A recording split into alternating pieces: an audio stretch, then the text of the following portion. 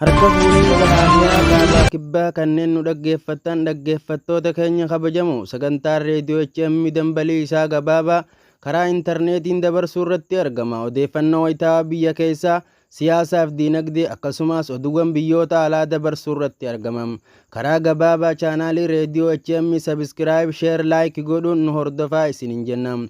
Walqinsuu aadaa karaa oduuttaan ce'am sirni kabajaa gootota Oromoo bakka abbaan diinagdee ABO WBO Jaal Milkeessaa fi abbootiin birgeedii WBO zoonii lixaa argamanitti bifa hawwataa ta'een Ebla 15 bara 2023 kabajamee oole.